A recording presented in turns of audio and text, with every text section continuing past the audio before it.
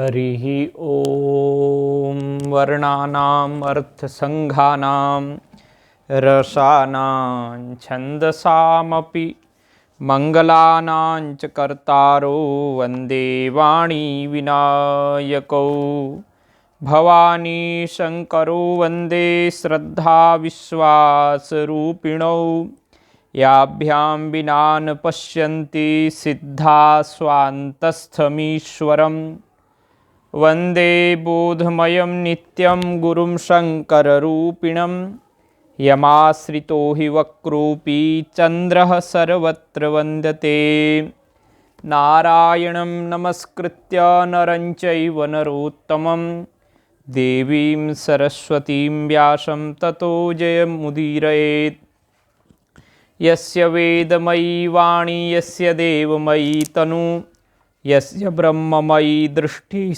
गुरुः पातु मां सदा भवाब्धिमग्नं मां दीनं समुद्धर भवार्णवात् कर्मग्राहगृहीताङ्गं दासोऽहं तव शङ्कर नमामि गङ्गे तव पादपङ्कजं सुरासुरैर्वन्दितदेव्यरूपं मुक्तिं च भुक्तिं च ददासि नित्यं भावानुसारेण सदा नराणाम् आद्यन्तमङ्गलमजातसमानभावम् आर्यं तमीशमजरामरमात्मदेवं पञ्चाननं प्रबलपञ्चविनोदशीलं संभावये मनसि शङ्करमम्बिकेशम्।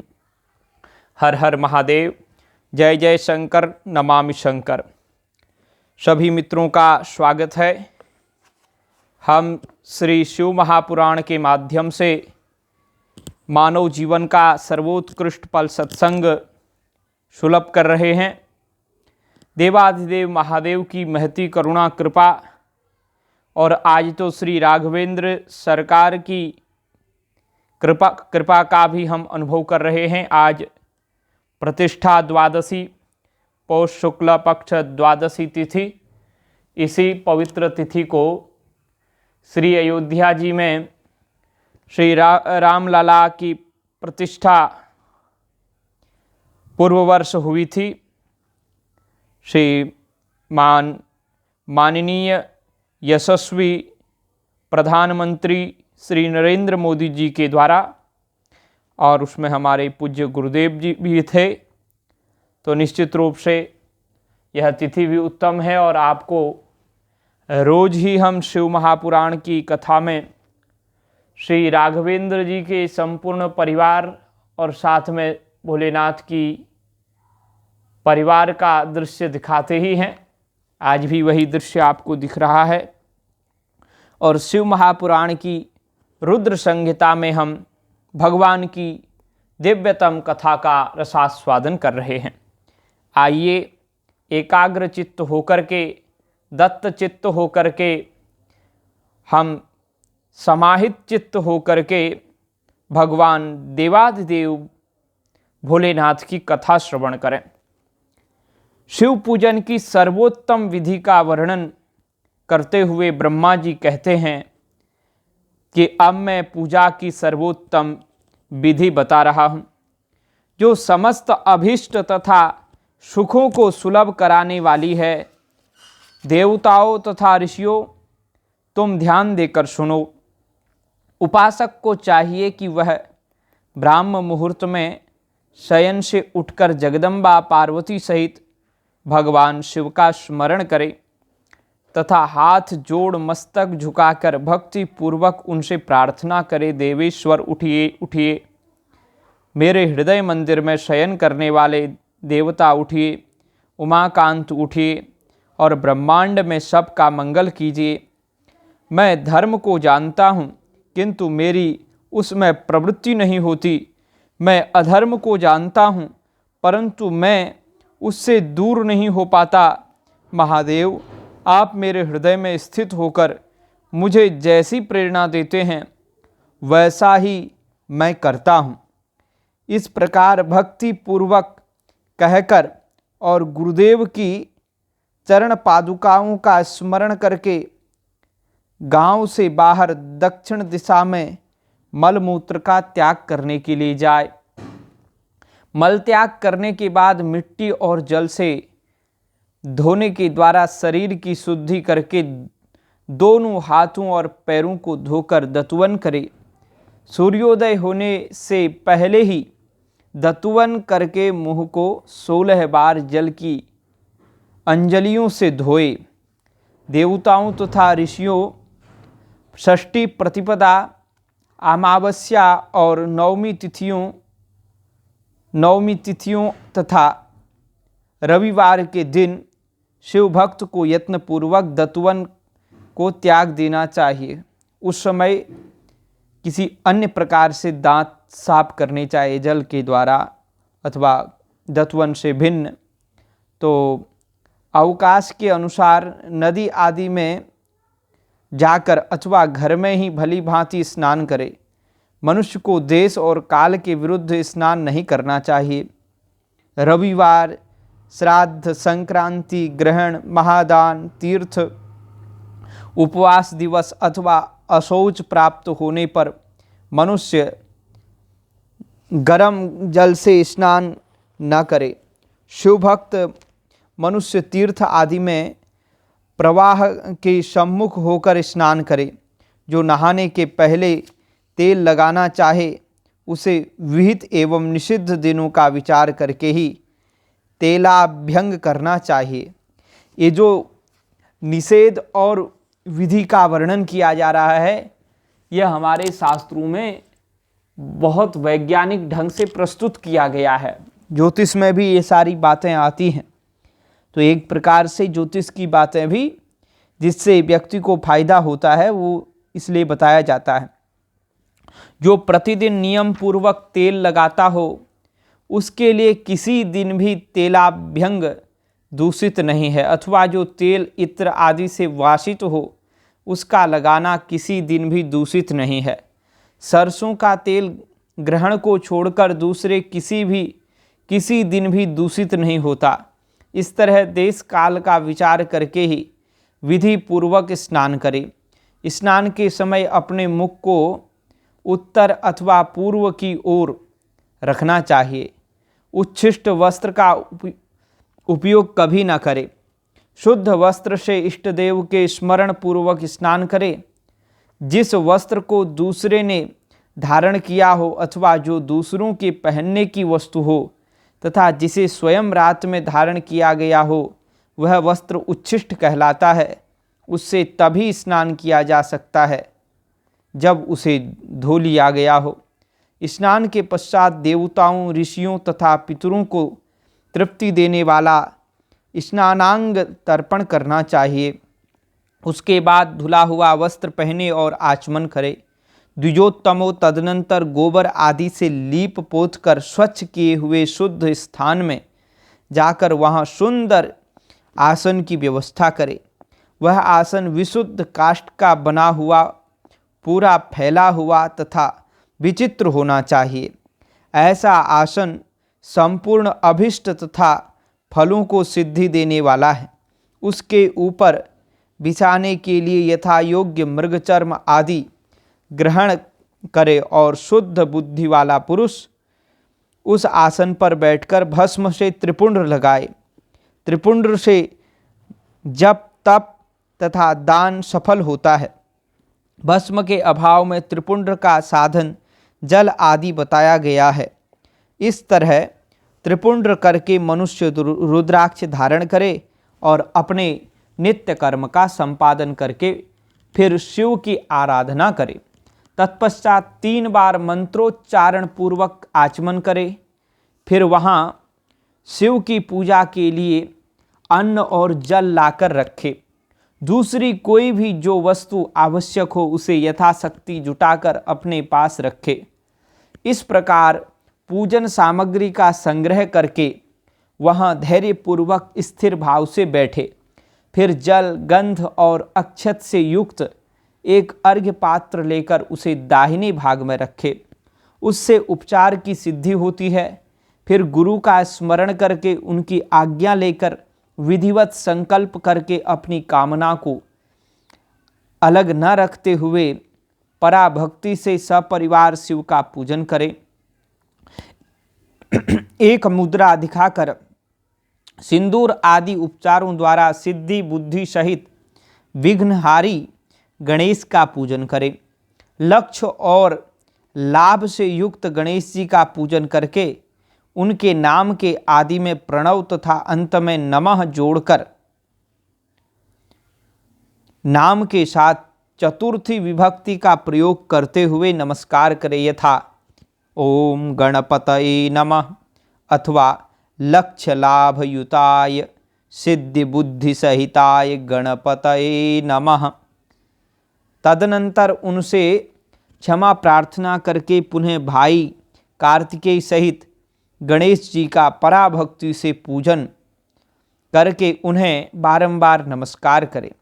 तत्पश्चात सदा द्वार पर खड़े रहने वाले द्वारपाल महोदय का पूजन करके सती साध्वी गिरिजानंदिनी उमा की पूजा करें। चंदन कुंकुम तथा धूप दीप आदि अनेक उपचारों तथा नाना प्रकार के नैवेद्यों से शिवा का पूजन करके नमस्कार करने के पश्चात साधक शिवजी के समीप जाए। यथासंभव अपने घर में मिट्टी, सोना, चांदी, धातु या अन्य पारे आदि की शिव प्रतिमा बनाए और उसे नमस्कार करके भक्ति परायण हो उसकी पूजा करें। उसकी पूजा हो जाने पर सभी देवता पूजित हो जाते हैं।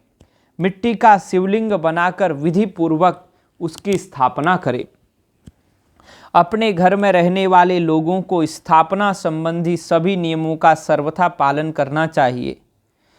भूत शुद्धि एवं मातृका न्यास करके प्राण प्रतिष्ठा करें।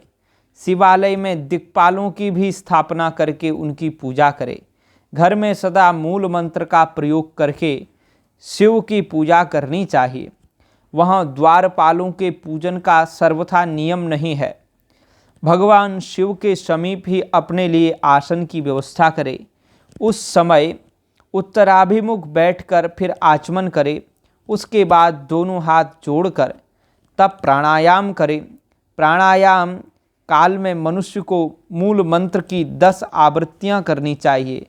हाथों से 5 मुद्राएं दिखाए। यह पूजा का आवश्यक अंग है। इन मुद्राओं का प्रदर्शन करके ही मनुष्य पूजा विधि का अनुसरण करे। तदनंतर वहाँ दीप निवेदन करके गुरु को नमस्कार करे और पद्मासन या भद्रासन बांधकर बैठे अथवा उत्तानासन या पर्यंकासन का आश्रय लेकर सुखपूर्वक बैठे और पुनः पूजन का प्रयोग करें। फिर अर्घ्य पात्र से उत्तम शिवलिंग का प्रक्षालन करें। मन को भगवान शिव से अन्यत्र न ले जाकर पूजा सामग्री को अपने पास रखकर निम्नांकित मंत्र समूह से महादेव जी का आवाहन करें। आवाहन कैलाश शिखरस्थम च पार्वती पतिमुत्तमं यथोक्त रूपिणं शंभुं निर्गुणं गुणरूपिणं पंचवक्त्रं दशभुजं त्रिनेत्रं वृषभध्वजं कर्पूरगौरं दिव्यांगं चंद्रमौलिं कपर्दिनं व्याघ्रचर्मोत्तरीयं च गजचर्माम्बरं शुभं वासुक्यादिपरीतांगं पिनाकाद्यायुधान्वितं सिद्धयोष्टो च यस्याग्रे नृत्यन्तीह निरन्तरं जय जयेति शब्दैश्च सेवितं भक्तपुञ्जकैः तेजसा दुस्सहेनैव दुर्लक्ष्यं देवसेवितं शरण्यं सर्वसत्त्वानां प्रसन्नमुखपङ्कजं वेदैः शास्त्रैर्यथा गीतं विष्णु ब्रह्मनुतं सदा भक्तवत्सलमानन्दं शिवमावाहयाम्यहं भक्तवत्सलमानन्दं शिवमावाहयाम्यहं। जो कैलाश के शिखर पर निवास करते हैं, पार्वती देवी के पति हैं, समस्त देवताओं से उत्तम हैं, जिनके स्वरूप का शास्त्रों में यथावत वर्णन किया गया है, जो निर्गुण होते हुए भी गुण रूप हैं, जिनके 5 मुख हैं, 10 भुजाएं हैं और प्रत्येक मुखमंडल में 3-3 नेत्र हैं, जिनकी ध्वजा पर वृषभ का चिन्ह अंकित है, अंग कांति कर्पूर के समान गौर है, जो दिव्य रूपधारी चंद्रमा रूपी मुकुट से सुशोभित तथा सिर पर जटाजूट धारण करने वाले हैं, जो हाथी की खाल पहनते और व्याघ्र चर्म ओढ़ते हैं, जिनका स्वरूप शुभ है, जिनके अंगों में वासुकी आदि नाग लिपटे रहते हैं और जो पिनाक आदि आयुध धारण करते हैं, जिनके आगे 8 सिद्धियां निरंतर नृत्य करती रहती हैं, भक्त समुदाय जय जयकार करते हुए जिनकी सेवा में लगे रहते हैं, दुस्सह तेज के कारण जिनकी ओर देखना भी कठिन है, जो देवताओं से सेवित तथा संपूर्ण प्राणियों को शरण देने वाले हैं, जिनका मुखारविंद प्रसन्नता से खिला हुआ है, वेदों और शास्त्रों ने जिनकी महिमा का यथावत गान किया है, विष्णु और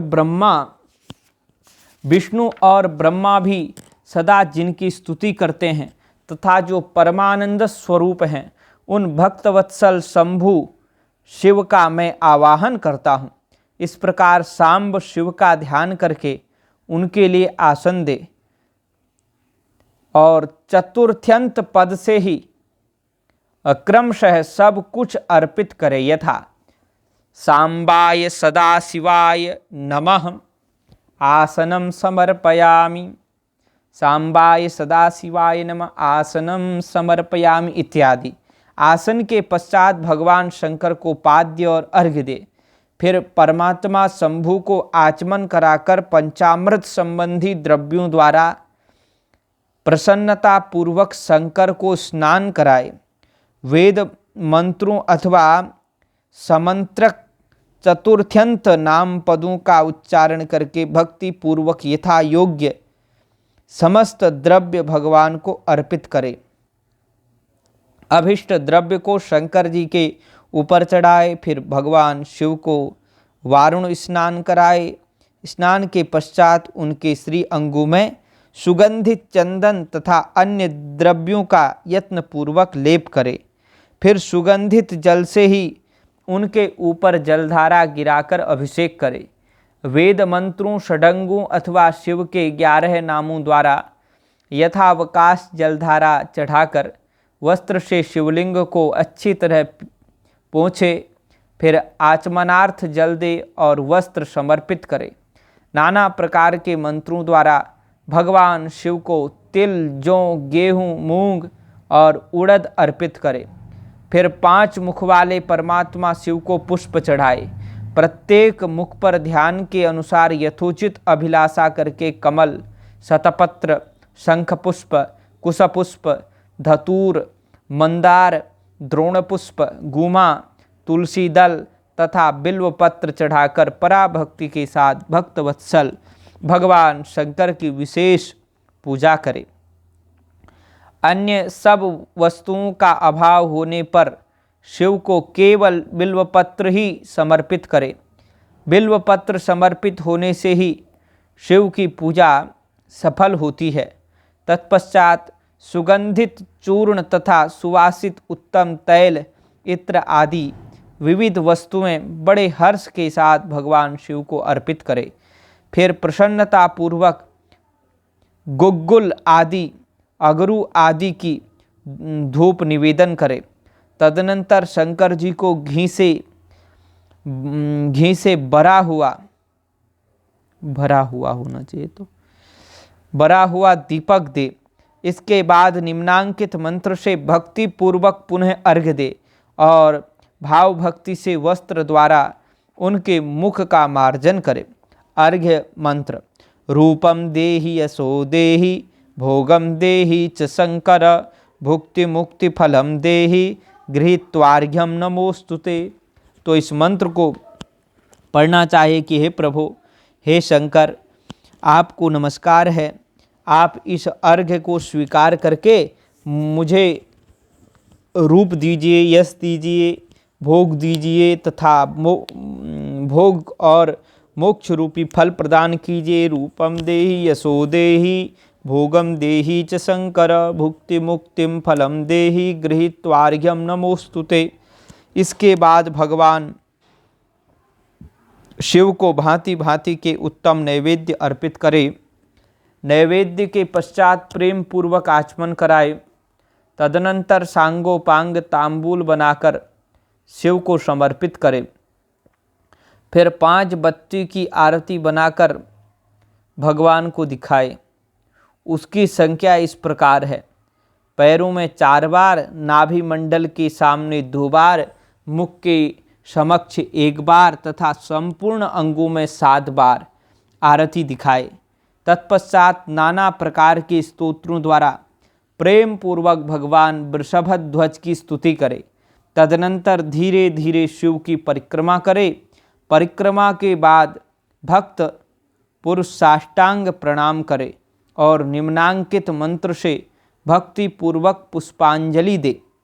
पुष्पांजलि मंत्र: अज्ञानाद यदि वाज्ञानाद यद्यत् पूजादिकं मया कृतं तदस्तु सफलं कृपया तव शंकर तावकस्त्वद्गतप्राणस्त्वच्चित्तोऽहं सदा मृड इति विज्ञाय गौरीश भूतनाथ प्रसीद मे। भूमौ स्खलितपादानां भूमिरेवावलम्बनं त्वयि जातापराधानां त्वमेव शरणं प्रभो। शंकर, मैंने अज्ञान से या जानबूझकर जो पूजन आदि किया है वह आपकी कृपा से सफल हो। मृड, मैं आपका हूँ। मेरे प्राण सदा आप में लगे हुए हैं। मेरा चित्त सदा आपका ही चिंतन करता है। ऐसा जानकर हे गौरीनाथ, हे भूतनाथ, आप मुझ पर प्रसन्न होइए। प्रभु, धरती पर जिनके पैर लड़खड़ा जाते हैं उनके लिए भूमि ही सहारा है। उसी प्रकार जिन्होंने आपके प्रति अपराध किए हैं उनके लिए भी आप ही शरणदाता हैं।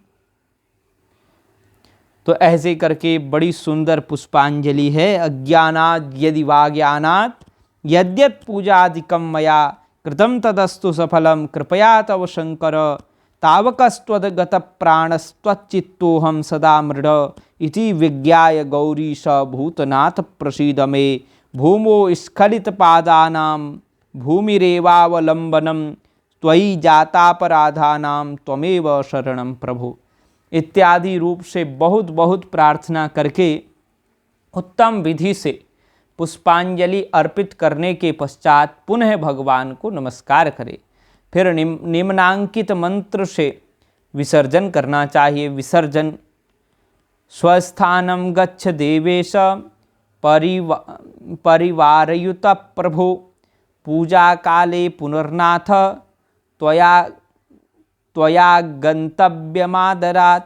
हे देवेश्वर प्रभो, आप परिवार सहित अपने स्थान को पधारें। नाथ, जब पूजा का समय हो तब पुनः आप यहाँ सादर पदार्पण करें। स्वस्थानं गच्छ देवेश परिवारयुतः प्रभो पूजा काले पुनर्नाथ त्वया गंतव्यमादरात्। इस प्रकार भक्तवत्सल शंकर की बारंबार प्रार्थना करके उनका विसर्जन करे और उस जल को अपने हृदय में लगाए तथा मस्तक पर चढ़ाए। ऋषियों, इस तरह मैंने शिव पूजन की सारी विधि बता दी जो भोग और मोक्ष देने वाली है। अब और क्या सुनना चाहते हो? विभिन्न पुष्पों, अन्नों तथा जलादि की धाराओं से शिवजी की पूजा का महात्म्य। हर हर महादेव शंभो काशी विश्वनाथ गंगे। हर हर महादेव शंभो काशी विश्वनाथ गंगे। ब्रह्मा जी बोले, नारद, जो लक्ष्मी प्राप्ति की इच्छा करता हो वह कमल, बिल्वपत्र, शतपत्र और शंख पुष्प से भगवान शिव की पूजा करे। ब्राह्मण, यदि 1,00,000 की संख्या में इन पुष्पों द्वारा भगवान शिव की पूजा संपन्न हो जाए तो सारे पापों का नाश होता है और लक्ष्मी की भी प्राप्ति हो जाती है, इसमें संशय नहीं है। प्राचीन पुरुषों ने 20 कमलों का एक प्रस्थ बताया है। 1 सहस्त्र बिल्व पत्रों को भी एक प्रस्थ कहा गया है। 1 सहस्त्र शतपत्र से आधे प्रस्थ की परिभाषा की गई है। 16 पलों का एक प्रस्थ होता है और 10 टंकों का एक पल। इस मान से पत्र पुष्प आदि को तोलना चाहिए। जब पूर्वोक्त संख्या वाले पुष्पों से शिव की पूजा हो जाती है, तब सकाम पुरुष अपने संपूर्ण अभिष्ट को प्राप्त कर लेता है। यदि उपासक के मन में कोई कामना न हो तो वह पूर्वोक्त पूजन से शिव स्वरूप हो जाता है। मृत्युंजय मंत्र का जप 5 लाख जब पूरा हो जाता है, तब भगवान शिव प्रत्यक्ष दर्शन देते हैं। 1 लाख के जप से शरीर की शुद्धि होती है। दूसरे लाख के जप से पुनर्जन्म की बातों का स्मरण होता है। तीसरे लाख पूर्ण होने पर संपूर्ण काम्य वस्तुएं प्राप्त होती हैं। चौथे लाख का जप होने पर स्वप्न में भगवान शिव का दर्शन होता है और 5वें लाख का जप ज्यों ही पूरा होता है, भगवान शिव उपासक के सम्मुख तत्काल प्रकट हो जाते हैं। इसी मंत्र का 10 लाख जप हो जाए तो संपूर्ण फल की सिद्धि होती है। जो मोक्ष की अभिलाषा रखता है वह 1 लाख दर्भों द्वारा शिव का पूजन करे। मुनि श्रेष्ठ, सर्वत्र लाख की ही संख्या समझनी चाहिए। आयु की इच्छा वाला पुरुष 1 लाख दुर्वाओं द्वारा पूजन करे। जिसे पुत्र की अभिलाषा हो वह धतूरे के 1 लाख फूलों से पूजा करे। लाल डंठल वाला धतूरा पूजन में शुभदायक माना गया है। अगस्त के 1 लाख फूलों से पूजा करने वाले पुरुषों को महान यश की प्राप्ति होती है। यदि तुलसी दल से शिव की पूजा करे तो उपासक को भोग और मोक्ष दोनों सुलभ होते हैं। लाल और सफ़ेद आक, अपामार्ग और श्वेत कमल के 1 लाख फूलों द्वारा पूजा करने से भी उसी फल भोग और मोक्ष की प्राप्ति होती है। जपा अड़हुल के 1 लाख फूलों से की हुई पूजा शत्रुओं को मृत्यु देने वाली होती है। करवीर के 1 लाख फूल यदि शिव पूजन के उपयोग में लाए जाएं तो वे यहाँ रोगों का उच्चाटन करने वाले होते हैं। बंदूक दोपहरिया के फूलों द्वारा पूजन करने से आभूषण की प्राप्ति होती है। चमेली से शिव की पूजा करके मनुष्य वाहनों को उपलब्ध करता है, इसमें संशय नहीं है। अलसी के फूलों से महादेव जी का पूजन करने वाला पुरुष भगवान विष्णु को प्रिय होता है। समी पत्रों से पूजा करके मनुष्य मोक्ष प्राप्त कर लेता है। वेला के फूल चढ़ाने पर भगवान शिव अत्यंत शुभ लक्षणा पत्नी प्रदान करते हैं। जूही के फलों से पूजा की जाए तो घर में कभी अन्न की कमी नहीं होती। कनेर के फूलों से पूजा करने पर मनुष्यों को वस्त्र की प्राप्ति होती है। सेदु आरी या शेफालिका के फूलों से शिव का पूजन किया जाए तो मन निर्मल होता है। 1 लाख बिल्व पत्र चढ़ाने पर मनुष्य अपनी सारी काम्य वस्तुएं प्राप्त कर लेता है।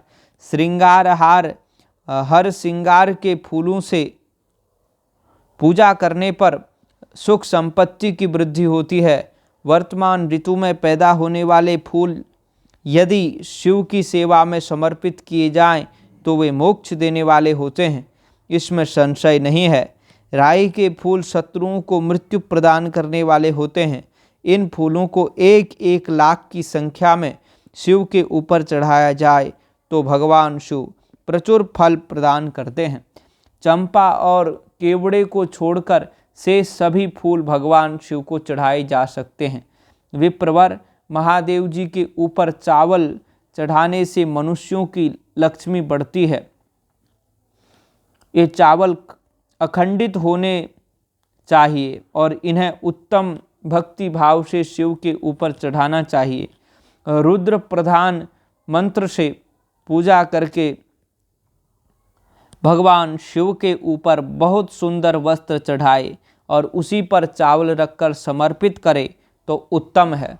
भगवान शिव के ऊपर गंध पुष्प आदि के साथ एक श्रीफल चढ़ाकर धूप आदि निवेदन करे तो पूजा का पूरा पूरा फल प्राप्त होता है। वहाँ शिव के समीप 12 ब्राह्मणों को भोजन कराए। इससे मंत्र पूर्वक सांगोपांग लक्ष्य पूजा संपन्न होती है। जहाँ 100 मंत्र जपने की विधि हो वहाँ 108 मंत्र जपने का विधान किया गया है। लिंगों द्वारा शिवजी को 1 लाख आहुतियाँ दी जाए अथवा 1 लाख तिलों से शिव की पूजा की जाए तो वह बड़े बड़े पातकों का नाश करने वाली होती है। जो द्वारा की हुई शिव की पूजा स्वर्गीय सुख की वृद्धि करने वाली है, ऐसा ऋषियों का कथन है। गेहूं के बने हुए पकवान से की हुई शंकर जी की पूजा निश्चय ही बहुत उत्तम मानी गई है। यदि उससे 1,00,000 बार पूजा हो तो उससे संतान की वृद्धि होती है। यदि मूंग से पूजा की जाए तो भगवान शिव सुख प्रदान करते हैं।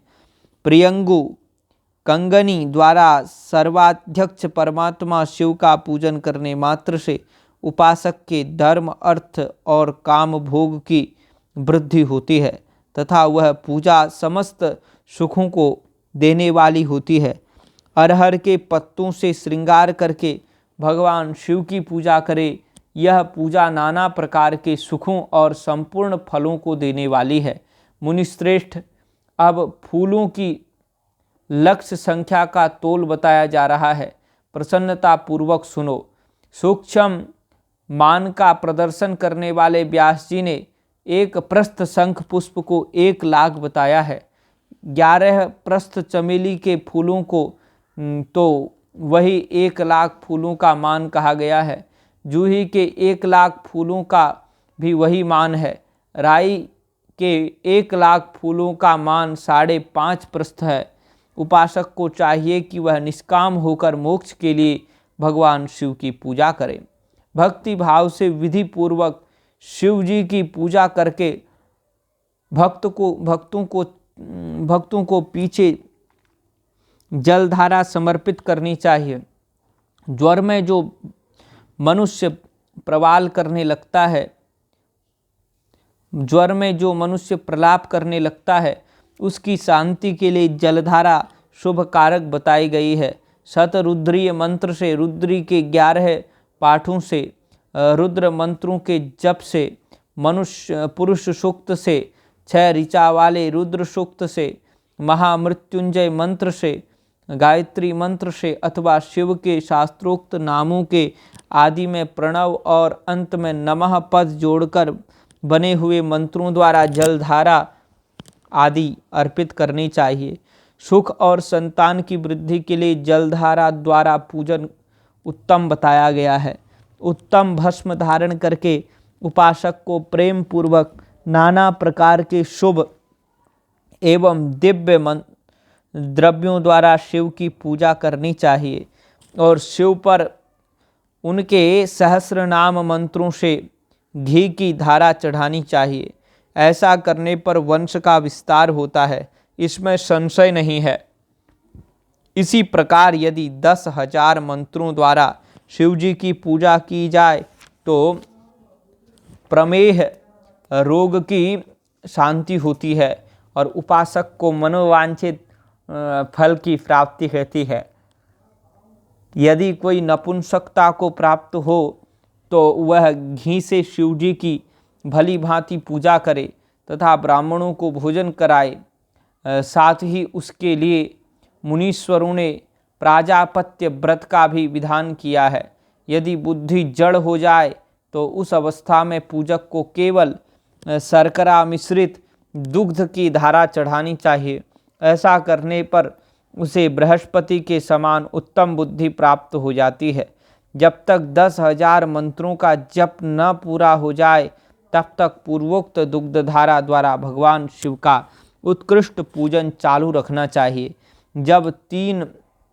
जब तन मन में अकारण ही उच्चाटन होने लगे, जीव उचट जाए, कहीं भी प्रेम न रहे, दुख बढ़ जाए और अपने घर में सदा कलह रहने लगे, तब पूर्वोक्त रूप से दूध की धारा चढ़ाने से सारा दुख नष्ट हो जाता है।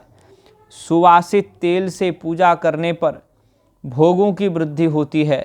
यदि मधु से शिवलिंग शिव की पूजा की जाए तो राजयक्ष्मा का रोग दूर हो जाता है।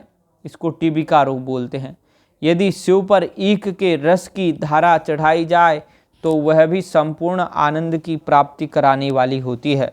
गंगा जल की धारा तो भोग और मोक्ष दोनों फलों को देने वाली है। ये सब जो धाराएं बताई गई हैं, इन सब को मृत्युंजय मंत्र से चढ़ाना चाहिए। इसमें भी उस उक्त मंत्र का विधानतः 10,000 जप करना चाहिए और 11 ब्राह्मणों को भोजन कराना चाहिए। हर हर शंभो हर हर शंभो हर हर शंभो हर हर शंभो हर हर शंभो नमः शिवाय हर हर शंभो नमः शिवाय हर हर शंभो नमामि शंभो हर हर शंभो नमामि शंभो जय जय शंभो नमः शिवाय जय जय शंभो नमः शिवाय। सृष्टि का वर्णन करते हुए तदनंतर नारद जी के पूछने पर ब्रह्मा जी बोले, मुने, हमें पूर्वोक्त आदेश देकर जब महादेव जी अंतर्धान हो गए तब मैं उनकी आज्ञा का पालन करने के लिए ध्यान मग्न हो कर्तव्य का विचार करने लगा। उस समय भगवान शंकर को नमस्कार करके श्री हरि से आज्ञा पाकर परमानंद को प्राप्त हो मैंने सृष्टि करने का ही निश्चय किया। तात भगवान विष्णु भी वहाँ सदाशिव को प्रणाम करके मुझे आवश्यक उपदेश दे तत्काल अदृश्य हो गए। वे ब्रह्मांड से बाहर जाकर भगवान शिव की कृपा प्राप्त करके वैकुंठ धाम में जाकर पहुँचे और सदा वहीं रहने लगे। मैंने सृष्टि की इच्छा से भगवान शिव और विष्णु का स्मरण करके पहले के रचे हुए जल में अपनी अंजलि डालकर जल को ऊपर की ओर उछाला। इससे वहाँ एक अंड प्रकट हुआ जो 24 तत्वों को समूह कहा जाता है, जो 24 तत्वों का समूह कहा जाता है। विप्रवर वह विराट आकार वाला अंड जड़ रूप ही था। उसमें चेतनता न देखकर मुझे बड़ा संशय हुआ और मैं अत्यंत कठोर तप करने लगा। 12 वर्षों तक भगवान विष्णु के चिंतन में लगा रहा। तात वह समय पूर्ण होने पर भगवान श्री हरि स्वयं प्रकट हुए और बड़े प्रेम से मेरे अंगों का स्पर्श करते हुए मुझसे प्रसन्नतापूर्वक बोले। श्री विष्णु ने कहा, ब्रह्मन, तुम वर मांगो, मैं प्रसन्न हूँ। मुझे तुम्हारे लिए कुछ भी अदेय नहीं है। भगवान शिव की कृपा से मैं सब कुछ देने में समर्थ हूँ। ब्रह्मा बोले, अर्थात मैंने कहा, ब्रह्मा जी कहते हैं कि महाभाग, आपने जो मुझ पर कृपा की है वह सर्वथा उचित ही है, क्योंकि भगवान शंकर ने मुझे आपके हाथों में सौंप दिया है। विष्णु, आपको नमस्कार है। आज मैं आपसे जो कुछ मांगता हूँ उसे दीजिए। प्रभु, यह विराट रूप 24 तत्वों से बना हुआ अंड किसी तरह चेतन नहीं हो रहा है, जड़ी भूत दिखाई देता है। हरे, इस समय भगवान शिव की कृपा से आप यहाँ प्रकट हुए हैं, अतः शंकर की सृष्टि शक्ति या विभूति से प्राप्त हुए इस अंड में चेतनता लाइए। मेरे ऐसा कहने पर शिव की आज्ञा में तत्पर रहने वाले महाविष्णु ने अनंत रूप का आश्रय ले उस अंड में प्रवेश किया। उस समय उन परम पुरुष के सहस्रों मस्तक, सहस्रों नेत्र और सहस्रों पैर थे। उन्होंने भूमि को सब ओर से घेर कर उस अंड को व्याप्त कर लिया। मेरे द्वारा भली भांति स्तुति की जाने पर जब श्री विष्णु ने उस अंड में प्रवेश किया, तब वह 24 तत्वों का विकार रूप अंड सचेतन हो गया। पाताल से लेकर सत्यलोक तक की अवधि वाले उस अंड के रूप में वहाँ साक्षात श्री हरि ही विराजने लगे। उस विराट अंड में व्यापक होने से ही वे प्रभु वैराज पुरुष कहलाए। पंचमुख महादेव ने केवल अपने रहने के लिए सुरम्य कैलाश नगर का निर्माण किया, जो सब लोकों से ऊपर सुशोभित होता है। देवर से संपूर्ण ब्रह्मांड का नाश हो जाने पर भी वैकुंठ और कैलाश, इन दोनों धामों का यहाँ कभी नाश नहीं होता। मुनि श्रेष्ठ, मैं सत्यलोक का आश्रय लेकर रहता हूँ। तात महादेव जी की आज्ञा से ही मुझ में सृष्टि रचने की इच्छा उत्पन्न हुई है। बेटा, जब मैं सृष्टि की इच्छा से चिंतन करने लगा, उस समय पहले मुझसे अनजान में ही पापपूर्ण तमोगुणी सृष्टि का प्रादुर्भाव हुआ, जिसे अविद्या पंचक अथवा पंचपर्वा अविद्या कहते हैं। तदनंतर प्रसन्न चित्त होकर शंभु की आज्ञा से मैं पुनः अनासक्त भाव से सृष्टि का चिंतन करने लगा। उस समय सारे मेरे द्वारा स्थावर संज्ञक वृक्ष आदि की सृष्टि हुई, जिसे मुख्य सर्ग कहते हैं। यह पहला सर्ग है। उसे देखकर तथा वह अपने लिए पुरुषार्थ का साधक नहीं है, यह जानकर सृष्टि की इच्छा वाले मुझ ब्रह्मा से दूसरा सर्ग प्रकट हुआ, जो दुख से भरा हुआ है। उसका नाम है तिर्यक श्रोता। पशु पक्षी आदि तिर्यक श्रोता कहलाते हैं। वायु की भांति तिरछा चलने के कारण ये तिर्यक अथवा तिर्यक श्रोता कहे गए हैं। वह सर्ग भी पुरुषार्थ का साधक नहीं था। उसे भी पुरुषार्थ साधन की शक्ति से रहित जान जब मैं पुनः सृष्टि का चिंतन करने लगा, तब मुझसे शीघ्र ही तीसरे सात्विक सर्ग का प्रादुर्भाव हुआ, जिसे ऊर्ध्व श्रोता कहते हैं। ऊर्ध्वश्रोत्रा तो कहते हैं। यह सर्ग देव सर्ग के नाम से विख्यात हुआ। देव सर्ग सत्यवादी तथा अत्यंत सुखदायक है। उसे भी पुरुषार्थ साधन की रुचि एवं अधिकार से रहित मानकर मैंने अन्य सर्ग के लिए अपने स्वामी श्री शिवजी का चिंतन आरंभ किया। तब भगवान शंकर की आज्ञा से एक रजोगुणी सृष्टि का प्रादुर्भाव हुआ, जिसे अर्वाक श्रोता कहा गया है। और इस सर्ग के प्राणी मनुष्य हैं, जो पुरुषार्थ के साधन के उच्च अधिकारी हैं। तदनंतर महादेव जी की आज्ञा से भूत आदि की सृष्टि हुई। इस प्रकार मैंने 5 तरह की वैकृत सृष्टि का वर्णन किया। इनके सिवा 3 प्राकृत सर्ग भी कहे गए हैं, जो मुझ ब्रह्मा के सानिध्य से प्रकृति से ही प्रकट हुए हैं। इनमें पहला महत्तत्व का सर्ग है, दूसरा सूक्ष्म भूतों अर्थात तन्मात्राओं का सर्ग है, और तीसरा वैकारिक सर्ग कहलाता है। इस तरह से 3 प्राकृत सर्ग हैं। प्राकृत और वैकृत दोनों प्रकार के सर्गों को मिलाने से 8 सर्ग होते हैं। इनके सिवा 9वां कौमार सर्ग है, जो प्राकृत और वैकृत भी है। इन सब के अवान्तर भेद का मैं वर्णन नहीं कर सकता, क्योंकि उसका उपयोग बहुत थोड़ा है।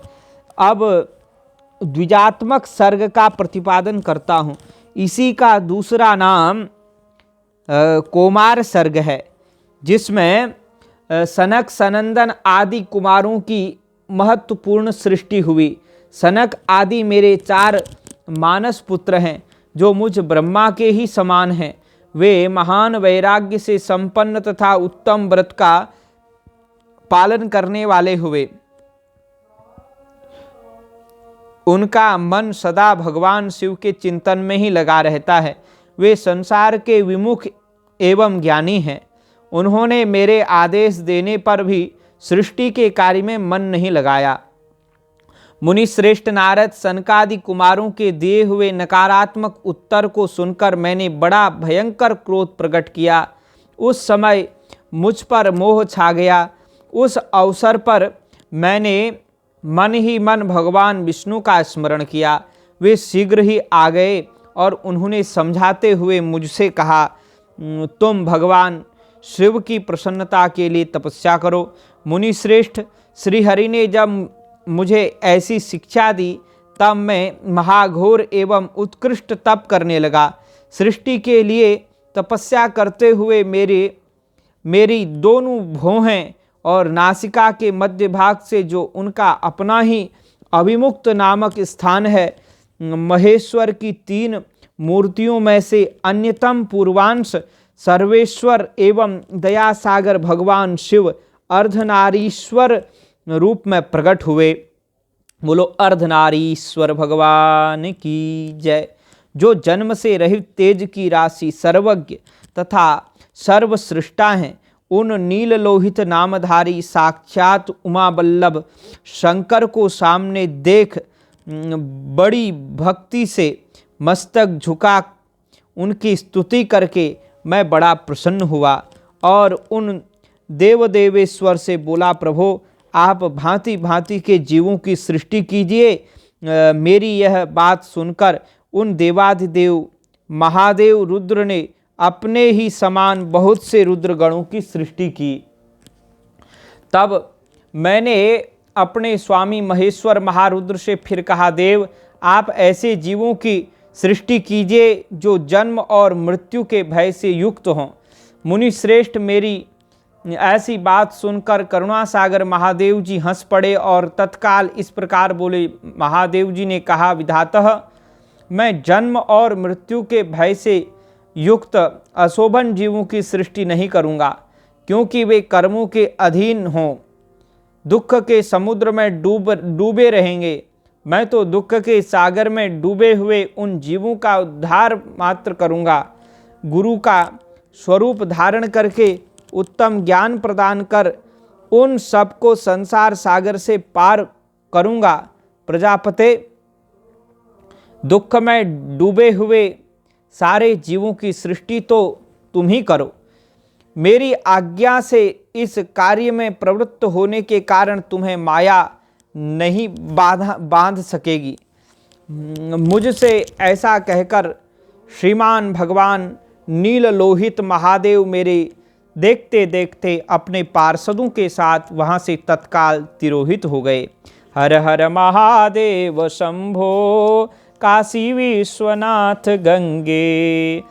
आज हम इस सृष्टि खंड को पूर्ण करना चाहते हैं, तो कुछ अभी बचा है वो पूरा हो जाएगा आज सृष्टि खंड में। और आगे आने वाली कथा अद्भुत है, शिव जी की महादेव जी की कृपा का वर्णन करने वाली। अब स्वयंभुव मनु और शत्रुपा की, ऋषियों की तथा दक्ष कन्याओं की संतानों का वर्णन तथा सती और शिव की महत्ता का प्रतिपादन किया जा रहा है।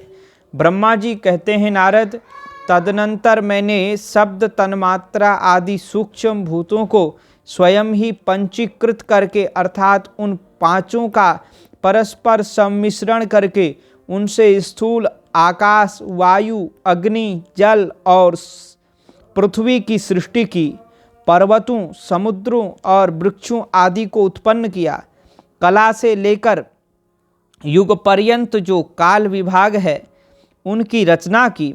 मुने उत्पत्ति और विनाश वाले और भी बहुत से पदार्थों का मैंने निर्माण किया, परंतु इससे मुझे संतोष नहीं हुआ। तब सांब शिव का ध्यान करके मैंने साधन परायण पुरुषों की सृष्टि की।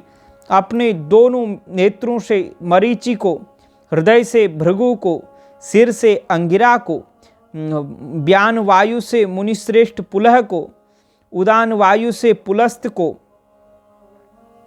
पुलह, समान वायु से वशिष्ठ को, तो इनका नाम था पुलस्त के ऋषि, पुलस्त ऋषि के पुत्र थे वैश्रवण, उनका नाम क्या था भाई, चलो अभी याद नहीं आ रहा। तो पुलस्त ऋषि, पुलह ऋषि, ये हाँ पुलस्त ऋषि को उदान वायु से उत्पन्न किया। समान वायु से वशिष्ठ को, समान वायु से वशिष्ठ को, अपान से क्रतु को, दोनों कानों से अत्रि को, प्राणों से दक्ष को, गोद से तुम को अर्थात नारद को, छाया से कर्दम मुनि को, तथा संकल्प से समस्त साधनों के साधन धर्म को उत्पन्न किया। मुनि श्रेष्ठ, इस तरह इन उत्तम साधकों की सृष्टि करके महादेव जी की कृपा से मैंने अपने आप को कृतार्थ माना। तत्पश्चात संकल्प से उत्पन्न हुए धर्म मेरी आज्ञा से मानव रूप धारण करके साधकों की प्रेरणा से साधन में लग गए। इसके बाद मैंने अपने विभिन्न अंगों से देवता, असुर आदि के रूप में असंख्य पुत्रों की सृष्टि करके उन्हें भिन्न भिन्न शरीर प्रदान किए। मुने, तदनंतर अंतर्यामी भगवान शिव की प्रेरणा से अपने शरीर को 2 भागों में विभक्त करके मैं 2 रूप वाला हो गया। नारद, आधे शरीर से मैं स्त्री हो गया और आधे शरीर से पुरुष। उस स्त्री के गर्भ से सर्व साधन समर्थ उत्तम जोड़े को उत्पन्न किया। उस जोड़े में जो पुरुष था वही स्वयंभू मनु के नाम से प्रसिद्ध हुआ। स्वयंभू मनु उच्च कोटि के साधक हुए तथा जो स्त्री हुई वह शतरूपा कहलाई। वह योगिनी एवं तपस्विनी हुई। तात मनु ने वैवाहिक विधि से अत्यंत सुंदरी शतरूपा का पाणी ग्रहण किया और उससे वे मैथुन जनित सृष्टि उत्पन्न करने लगे। उन्होंने शतरूपा से प्रियव्रत और उत्तानपाद नामक 2 पुत्र और 3 कन्याएं उत्पन्न की। कन्याओं के नाम थे आकुति, देवहूति और प्रसूति। मनु ने आकुति का विवाह प्रजापति रुचि के साथ किया। मझली पुत्री देवहूति कर्दम को ब्याह दी और उत्तानपाद की सबसे छोटी बहन प्रसूति प्रजापति दक्ष को दे दी। उनकी संतान परंपराओं से समस्त चराचर जगत व्याप्त है। रुचि से आकुति के गर्भ से यज्ञ और दक्षिणा नामक स्त्री पुरुष का जोड़ा उत्पन्न हुआ। यज्ञ के दक्षिणा से 12 पुत्र हुए। मुने कर्दम द्वारा देवहूति के गर्भ से बहुत सी कन्याएं पुत्रियां उत्पन्न हुई। दक्ष के प्रसूति से 24 कन्याएं हुई, जिनमें से श्रद्धा आदि 13 कन्याओं का विवाह दक्ष ने धर्म के साथ कर दिया। मुनीश्वर, धर्म की उन पत्नियों के नाम सुनो। श्रद्धा, लक्ष्मी, धृति, सृष्टि, पुष्टि, मेधा, क्रिया, बुद्धि, लज्जा, वसु, शांति, सिद्धि और कीर्ति, ये सब 13 हैं। इनसे छोटी जो शेष 11 सुलोचना कन्याएं थी उनके नाम इस प्रकार थे: ख्याति, सती, संभूति, स्मृति, प्रीति, क्षमा, सन्नति, अनुसूया, ऊर्जा, स्वाहा तथा स्वधा। भृगु, शिव, मरीचि, अंगिरा, मुनि, पुलस्त, पुलह, मुनि श्रेष्ठ, क्रतु, अत्रि, वशिष्ठ, अग्नि और पितरों ने क्रमशः इन ख्याति आदि कन्याओं का पाणी ग्रहण किया। भृगु आदि श्रेष्ठ ऋषियों से, देखो तो श्रेष्ठ साधक हैं, मुनि श्रेष्ठ साधक हैं। इनकी संतानों से चराचर प्राणियों सहित सारी त्रिलोकी भरी हुई है। इस प्रकार अंबिकापति महादेव जी की आज्ञा से अपने पूर्व कर्मों के अनुसार बहुत से प्राणी असंख्य श्रेष्ठ द्विजों के रूप में उत्पन्न हुए। कल्पभेद से दक्ष के 60 कन्याएं बताई गई हैं। उनमें से दक्ष कन्याओं का विवाह उन्होंने धर्म के साथ किया। उनमें से 10 कन्याओं का विवाह उन्होंने धर्म के साथ किया।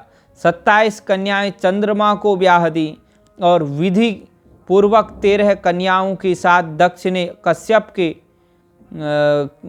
विधि पूर्वक 13 कन्याओं के हाथ दक्ष ने कश्यप के हाथ में दे दिए। नारद उन्होंने 4 कन्याएं श्रेष्ठ रूप वाले तारक्ष अरिष्टनेमी को ब्याह दी तथा भृगु, अंगिरा और कृशासु को 2 कन्याएं अर्पित की। उन स्त्रियों से उनके पतियों द्वारा बहुसंख्यक चराचर प्राणियों की उत्पत्ति हुई। मुनि श्रेष्ठ दक्ष ने महात्मा कश्यप को जिन 13 कन्याओं का विधि पूर्वक दान दिया था, उनकी संतानों से सारी त्रिलोकी व्याप्त हो गई। स्थावर और जंगम कोई भी सृष्टि ऐसी नहीं है जो कश्यप की संतानों से शून्य हो। देवता, ऋषि, पितर,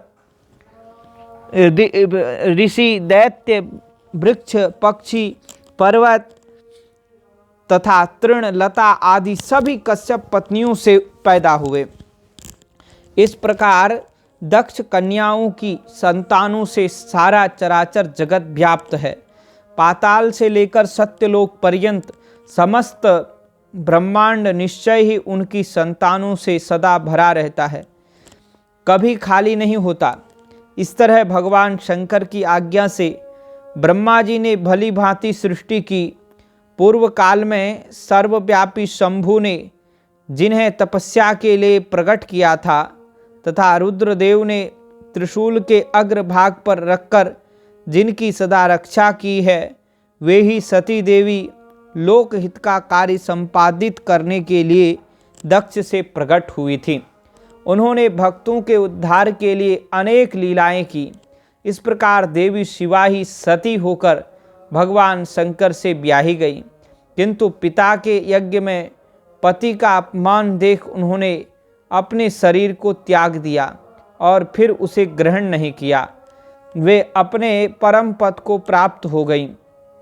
फिर देवताओं की प्रार्थना से वे ही शिवा पार्वती रूप में प्रकट हुई और बड़ी भारी तपस्या करके पुनः भगवान शिव को उन्होंने प्राप्त कर लिया। मुनीश्वर, इस जगत में उनके अनेक नाम प्रसिद्ध हुए हैं। उनके कालिका, चंडिका, भद्रा, चामुंडा, विजया, जया, जयंती, भद्रकाली, दुर्गा, भगवती, कामाख्या, कामदा, अम्बा, मृडानी और सर्वमंगला आदि अनेक नाम हैं जो भोग और मोक्ष देने वाले हैं। ये सभी नाम उनके गुण और कर्मों के अनुसार हैं। मुनि श्रेष्ठ नारद, इस प्रकार मैंने सृष्टि क्रम का तुमसे वर्णन किया है। ब्रह्मांड का यह सारा भाग भगवान शिव की आज्ञा से मेरे द्वारा रचा गया है। भगवान शिव को परब्रह्म परमात्मा कहा गया है। मैं विष्णु तथा रुद्र, ये 3 देवता गुण भेद से उन्हीं के रूप बतलाए गए हैं। वे मनोरम शिवलोक में शिवा के साथ स्वच्छंद विहार करते हैं। भगवान शिव स्वतंत्र परमात्मा हैं, निर्गुण और सगुण भी वे ही हैं। जय जय शंकर, नमामि शंकर, नमामि शंकर, हर हर शंकर। यज्ञदत्त कुमार को भगवान शिव की कृपा से कुबेर पद की प्राप्ति तथा उनकी भगवान शिव के साथ मैत्री। सूत जी कहते हैं, मुनीश्वरों, ब्रह्मा जी की यह बात सुनकर नारद जी ने विनय पूर्वक उन्हें प्रणाम किया और पुनः पूछा, भगवान भक्तवत्सल भगवान शंकर कैलाश पर्वत पर कब गए और महात्मा कुबेर के साथ उनकी मैत्री कब हुई? परिपूर्ण मंगल विग्रह महादेव जी ने वहाँ क्या किया, यह सब मुझे बताइए। इसे सुनने के लिए मेरे मन में बड़ा कौतूहल है। ब्रह्मा जी ने कहा, नारद सुनो, चंद्रमौली भगवान शंकर के चरित्र का वर्णन करता हूँ। वे कैसे कैलाश पर्वत पर गए और कुबेर की उनके साथ किस प्रकार मैत्री हुई, यह सब सुनाता हूँ। काम्पिल्य नगर में यज्ञदत्त नाम से प्रसिद्ध एक ब्राह्मण रहते थे, जो बड़े सदाचारी थे, और उनके एक पुत्र हुआ जिसका नाम गुणनिधि था। वह बड़ा ही दुराचारी और जुआरी हो गया था। पिता ने अपने उस पुत्र को त्याग दिया। वह घर से निकल गया और कई दिनों तक भूखा भटकता रहा। एक दिन वह नैवेद्य चुराने की इच्छा से एक शिव मंदिर में गया। वहाँ उसने अपने वस्त्र को जलाकर उजाला किया।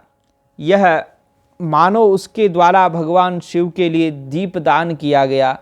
तत्पश्चात वह चोरी में पकड़ा गया और उसे प्राणदंड मिला। अपने कुकर्मों के कारण वह यमदूतों द्वारा बांधा गया। इतने में ही भगवान शंकर के पार्षद वहां आ पहुँचे और उन्होंने उसे उनके बंधन से छुड़ा दिया। शिवगणों के संग से उसका हृदय शुद्ध हो गया था, अतः वह उन्हीं के साथ तत्काल शिवलोक में चला गया। वहाँ सारे दिव्य भोगों का उपभोग तथा उमा महेश्वर का सेवन करके कालांतर में वह कलिंगराज अरिंदम का पुत्र हुआ। वहाँ उसका नाम था दम। वह निरंतर भगवान शिव की सेवा में लगा रहता था। बालक होने पर भी वह दूसरे बालकों के साथ शिव का भजन किया करता था। वह क्रमशः युवावस्था को प्राप्त हुआ और पिता के परलोक गमन के पश्चात राज सिंहासन पर बैठा। राजा दम बड़ी प्रसन्नता के साथ जब सब ओर शिव धर्मों का प्रचार करने लगे। भूपाल दम का दमन करना दूसरों के लिए सर्वथा कठिन था। ब्राह्मण समस्त शिवालयों में दीपदान करने के अतिरिक्त वे दूसरे किसी धर्म को नहीं जानते थे। उन्होंने अपने राज्य में रहने वाले समस्त ग्रामाध्यक्षों को बुलाकर यह आज्ञा दे दी कि शिव मंदिर में दीपदान करना सबके लिए अनिवार्य होगा। जिस जिस ग्रामाध्यक्ष के गांव के पास जितने शिवालय हों, वहाँ वहाँ बिना कोई विचार किए सदा दीप जलाना चाहिए। आजीवन इसी धर्म का पालन करने के कारण राजा दम ने बहुत बड़ी धर्म संपत्ति का संचय कर लिया। फिर वे काल धर्म के अधीन हो गए। दीपदान की वासना से युक्त होने के कारण उन्होंने शिवालयों में बहुत से दीप जलवाए और उसके फलस्वरूप जन्मांतर में वे रत्नमय दीपों की प्रभा के आश्रय हो अलकापुरी के स्वामी हुए। इस प्रकार भगवान शिव के लिए किया हुआ थोड़ा सा भी पूजन या आराधन समयानुसार महान फल देता है। ऐसा जानकर उत्तम सुख की इच्छा रखने वाले लोगों को शिव का भजन अवश्य करना चाहिए। वह दीक्षित का पुत्र जो सदा सब प्रकार के अधर्मों में ही रचा पचा रहता था, दैव योग से शिवालय में धन चुराने के लिए गया और उसने स्वार्थवश अपने कपड़े को दीपक की बत्ती बनाकर उसके प्रकाश से शिवलिंग के ऊपर का अंधेरा दूर कर दिया। इस सत्कर्म के फलस्वरूप वह कलिंग देश का राजा हुआ और धर्म में उसका अनुराग हो गया। फिर दीप की वासना का उदय होने में शिवालयों में दीप जलवाकर उसने यह दिक्पाल का पद पा लिया। मुनीश्वर, देखो तो सही, कहाँ उसका वह कर्म और कहाँ यह दिक्पाल की पदवी जिसका यह मानव धर्मा प्राणी इस तरह यहाँ उपभोग कर रहा है। तात, यह तो उसके ऊपर शिव के संतुष्ट होने की बात बताई गई। अब एक चित्त होकर यह सुनो कि किस तरह सदा के लिए उसकी भगवान शिव के साथ मित्रता हो गई। मैं इस प्रसंग का तुमसे वर्णन करता हूँ। नारद, पहले के पाद्म कल्प की बात है। मुझ ब्रह्मा के मानस पुत्र पुलस्त को विश्रवा का जन्म हुआ। हाँ, पूर्व कल्प की बात है। तो मुझ ब्रह्मा के मानस पुत्र पुलस्त के विश्रवा का जन्म हुआ। हाँ, पुलस्त से विश्रवा का जन्म हुआ। हाँ देखो, हम ही पहले बता रहे थे आपको कि विश्रवा के पुत्र का नाम नहीं याद आ रहा है, तो विश्रवा के पुत्र का नाम विश्रवा है।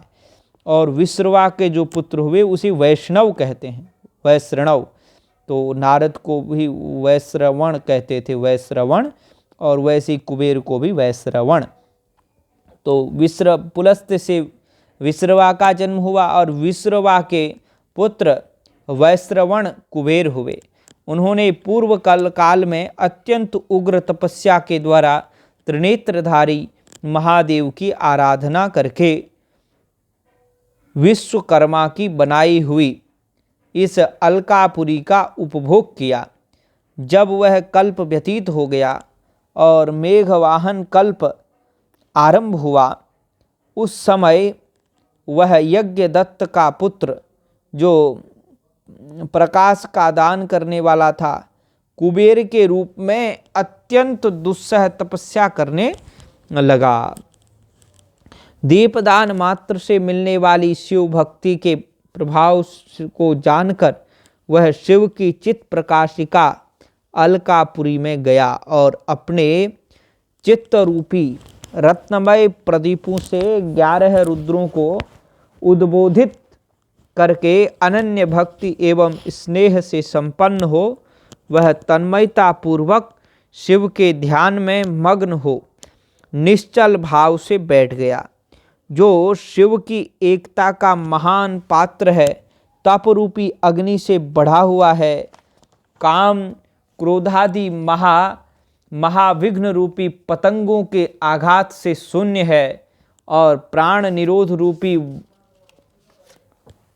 वायु शून्य स्थान में निश्चल भाव से प्रकाशित है, निर्मल दृष्टि के कारण स्वरूप से भी निर्मल है तथा सद्भाव रूपी पुष्पों से जिसकी पूजा की गई है, ऐसे शिवलिंग की प्रतिष्ठा करके वह तब तक तपस्या में लगा रहा जब तक उसके शरीर में केवल अस्थि और चर्म ही अवशिष्ट नहीं रह गए। तो चर्म भी अवशिष्ट नहीं रह गए, तब तक लगा रहा। इस प्रकार उसने 10,000 वर्षों तक तपस्या की। तदनंतर विशालाक्षी पार्वती देवी के साथ भगवान विश्वनाथ कुबेर के साथ आए। उन्होंने प्रसन्न चित्त से अलकापति को देखा। वे शिवलिंग में मन को एकाग्र करके ठूंठे अर्थात काठ की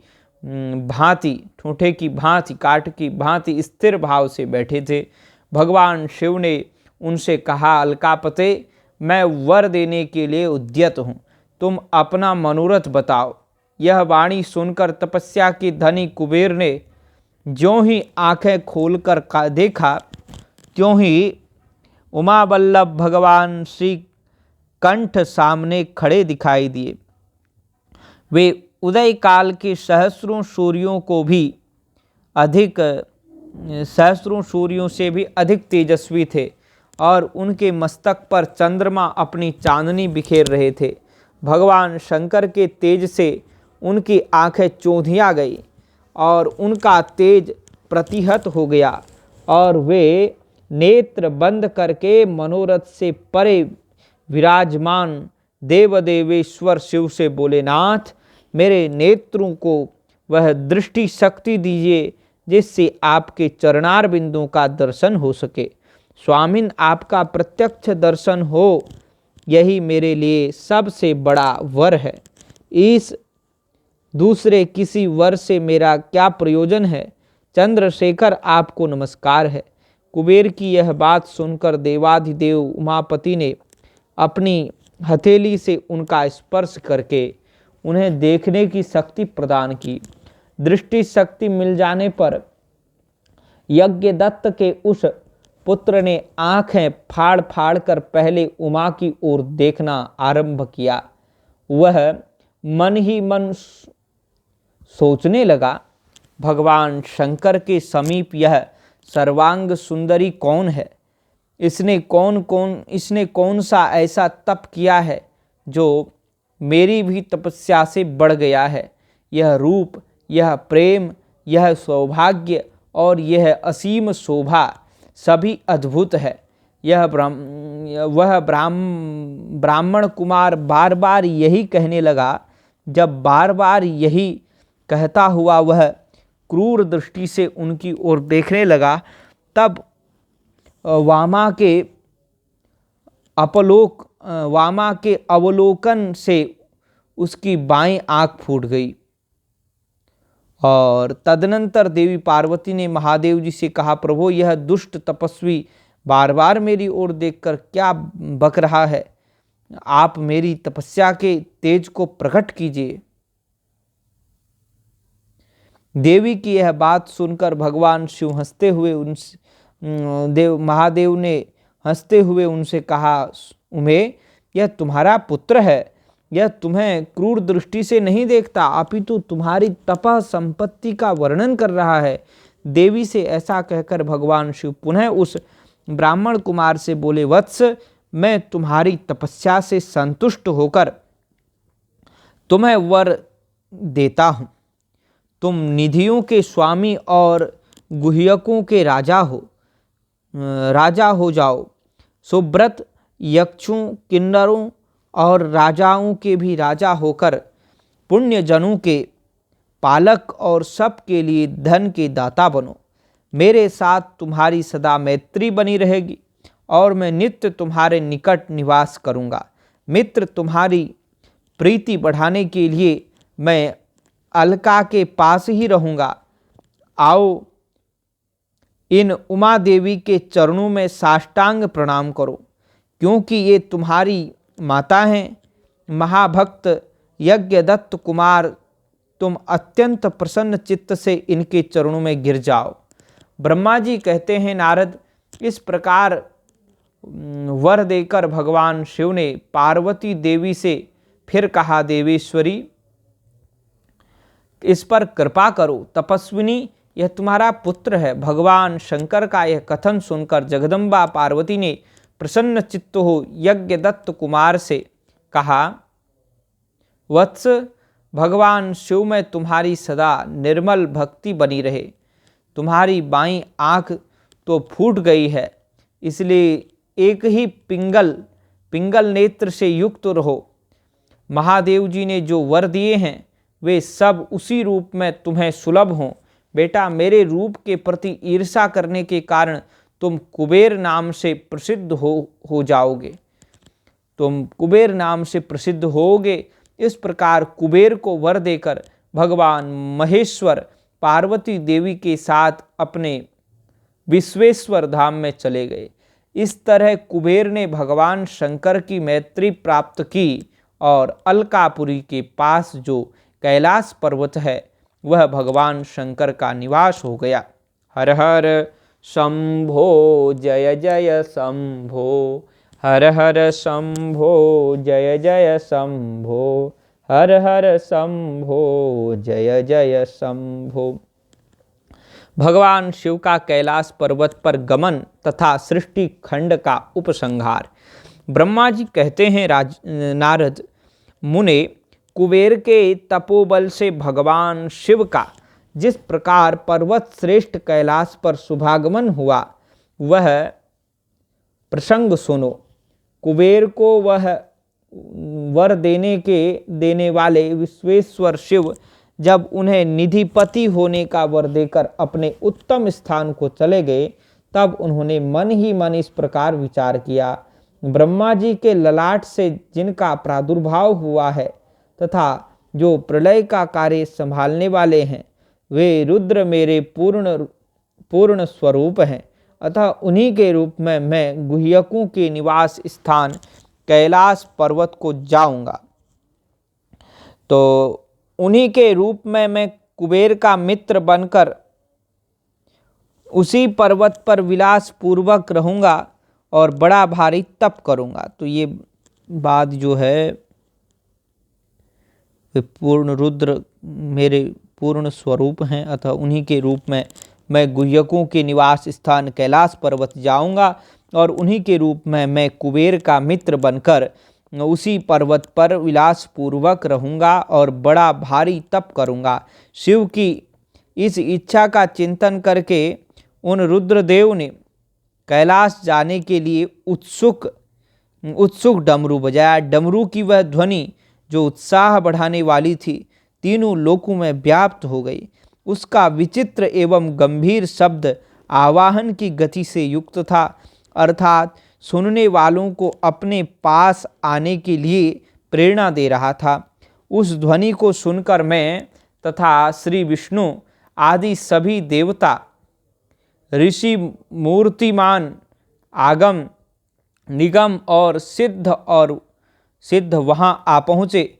देवता और असुर आदि सब लोग बड़े उत्साह से भरकर वहाँ आए। भगवान शिव के समस्त पार्षद तथा सर्वलोक वंदित महाभाग गणपाल जहाँ कहीं भी थे वहाँ से आ गए। इतना कहकर ब्रह्मा जी ने वहाँ आए हुए गणपालों का नामोल्लेख पूर्वक विस्तृत परिचय दिया। फिर इस प्रकार कहना आरंभ किया। वे बोले, वहाँ असंख्य महाबली गणपाल पधारे। वे सब के सब सहस्रों भुजाओं से युक्त थे और मस्तक पर जटा का ही मुकुट धारण किए हुए थे। सभी चंद्र चूर्ण, नीलकंठ और त्रिलोचन थे। हार, कुंडल, केयूर तथा मुकुट आदि से अलंकृत थे। वे मेरे श्री विष्णु के तथा इंद्र के समान तेजस्वी जान पड़ते थे। अणिमा आदि आठों सिद्धियों से घिरे थे तथा करोड़ों सूर्यों के समान उद्भासित हो रहे थे। उस समय भगवान शिव ने विश्वकर्मा को उस पर्वत पर निवास स्थान बनाने की आज्ञा दी और अनेक भक्तों के साथ अपने और दूसरों के रहने के लिए यथा योग्य आवास तैयार करने का आदेश दिया। मुने, तब विश्वकर्मा ने भगवान शिव की आज्ञा के अनुसार उस पर्वत पर जाकर शीघ्र ही नाना प्रकार के ग्रहों की रचना की। फिर श्री हरि की प्रार्थना से कुबेर पर अनुग्रह करके भगवान शिव सानंद कैलाश पर्वत पर गए। उत्तम मुहूर्त में अपने स्थान में प्रवेश करके भक्तवत्सल परमेश्वर शिव ने सबको प्रेम दान दे सनाथ किया। इसके बाद आनंद से भरे हुए श्री विष्णु आदि समस्त देवताओं, मुनियों तथा सिद्धों ने शिव का प्रसन्नता पूर्वक अभिषेक किया। हाथों में नाना प्रकार की भेंटें लेकर सब ने क्रमशः उनका पूजन किया और बड़े उत्सव के साथ उनकी आरती उतारी। मुने, उस समय आकाश से फूलों की वर्षा हुई जो मंगल सूचक थी। सब ओर जय जयकार और नमस्कार के शब्द गूंजने लगे। महान उत्साह फैला हुआ था जो सबके सुख को बढ़ा रहा था। उस समय सिंहासन पर बैठकर श्री विष्णु आदि सभी देवताओं द्वारा की हुई यथोचित सेवा को बार बार ग्रहण करते हुए भगवान शिव बड़ी शोभा पा रहे थे। देवता आदि सब लोगों ने सार्थक एवं प्रिय वचनों द्वारा लोक कल्याणकारी भगवान शंकर का पृथक पृथक स्तवन किया। सर्वेश्वर प्रभु ने प्रसन्न चित्त से वह स्तवन सुनकर उन सबको प्रसन्नतापूर्वक मनोवांछित वर एवं अभीष्ट वस्तुएं प्रदान की। मुने, तदनंतर श्री विष्णु के साथ मैं तथा अन्य सब देवता और मुनि मनोवांछित वस्तु पाकर आनंदित हो भगवान शिव की आज्ञा से अपने अपने धाम को चले गए। कुबेर भी शिव की आज्ञा से प्रसन्नतापूर्वक अपने स्थान को गए। फिर वे भगवान शंभु जो सर्वथा स्वतंत्र हैं, योग परायण एवं ध्यान तत्पर हो, पर्वत प्रवर कैलाश पर रहने लगे और कुछ काल बिना पत्नी के ही बिताकर परमेश्वर शिव ने दक्ष कन्या सती को पत्नी रूप में प्राप्त किया। देवर से फिर वे महेश्वर दक्ष कुमारी सती के साथ विहार करने लगे और लोकाचार परायण हो सुख का अनुभव करने लगे। मुनीश्वर, इस प्रकार मैंने तुमसे यह रुद्र के अवतार का वर्णन किया है, साथ ही उनके कैलाश पर आगमन और कुबेर के साथ मैत्री का भी प्रसंग सुनाया है। कैलाश के अंतर्गत होने वाली उनकी आज्ञावर्धिनी ज्ञानवर्धिनी लीला का भी वर्णन किया है, जो इहलोक और परलोक इहलोक में सदा संपूर्ण मनोवांछित फलों को देने वाली है। जो एकाग्र चित्त हो इस कथा को सुनता है और पढ़ता है, वह इस लोक में भोग पाकर परलोक में मोक्ष लाभ करता है। हर हर महादेव शंभो काशी विश्वनाथ गंगे। इस प्रकार से रुद्र संहिता का सृष्टि खंड यहाँ पर पूर्ण होता है। तो देवादिदेव महादेव की कृपा से हमने अब तक के विषय में जो है सबसे पहले शिव महापुराण के महात्म्य को, फिर उसके बाद विद्येश्वर संहिता को, तत्पश्चात अब रुद्र संहिता के इस प्रथम खंड सृष्टि खंड का हमने आज वर्णन कर दिया। तो इसमें के जो विषय रहे थे, शिव पूजन की सर्वोत्तम विधि का वर्णन हमने पूर्व में किया। उसके बाद विभिन्न पुष्पों, अन्नों तथा जलादि की धाराओं से शिवजी की पूजा का महात्म्य और शिवजी की कृपा का अनुभव, क्या किस पुष्प चढ़ाने से किस फल की प्राप्ति होती है, किस अन्न को भोग लगाने से किस फल की प्राप्ति होती है, ये हमने वर्णन श्रवण किया। फिर उसके बाद सृष्टि का वर्णन प्रारंभ हुआ। सृष्टि वर्णन के पश्चात हमने भगवान की कृपा का अनुभव करते हुए यज्ञदत्त कुमार भगवान शिव की कृपा से कुबेर पद की प्राप्ति कैसे करते हैं इसका वर्णन सुना, तथा भगवान कुबेर के साथ भगवान शिव की मैत्री कैसे हुई इसका भी वर्णन किया। तो ये आख्यान तो बहुत बड़ा है, लेकिन हमने संक्षेप में आपको सुनाया भगवान शिव का कैलाश पर्वत पर गमन तथा सृष्टि खंड का उपसंहार। इस प्रकार से यह भगवान शिव की दिव्यतम कथा हम भगवान देवादिदेव महादेव के चरणों में समर्पित करते हैं। अब इसके पश्चात अब सती खंड प्रारंभ हो रहा है। सती खंड अद्भुत है, तो इसमें सती खंड की चर्चा आएगी और सती खंड में अद्भुत अद्भुत कथाएं सुनने को मिलेंगी। तो सती खंड जो है अपने उस खंड से बड़ा है। तो सती खंड की चर्चा हम करेंगे। सती खंड के चर्चा के बाद पार्वती खंड आएगा, पार्वती खंड के बाद कुमार खंड आएगा, कुमार खंड के बाद युद्ध खंड आएगा। तो ऐसे करके कितने खंड हो गए? प्रथम खंड सृष्टि खंड, सती खंड, पार्वती खंड, कुमार खंड और युद्ध खंड, 5 खंड हो गए। और ऐसे करके रुद्र संहिता ये पूर्ण हो जाएगी। तो आज के लिए इतना ही बहुत है। हर हर महादेव शंभो, काशी विश्वनाथ गंगे। आप सभी मित्रों से निवेदन करते हैं कि वीडियो को लाइक ज़रूर करें, कमेंट करके हर हर महादेव ज़रूर लिखें। आज बीच में कुछ लोगों के चुनाव चल रहे हैं, तो प्रचार के लिए कुछ लोग जिंदाबाद मुर्दाबाद का नारा लगाने आए थे, तो उन्होंने भी कुछ हल्ला किया, तो उसमें कुछ डिस्टर्ब हो रखा होगा। तो अब लेकिन हमारी आवाज़ माइक के कारण बड़ी आती है, इसलिए बड़े मनोयोग से आप सुने। हर हर महादेव, जय माँ, हर हर गंगे। इष्ट मित्रों को भी जरूर सुनाएं। जय श्री राधे, हर हर महादेव, जय माँ गंगे। नारायण।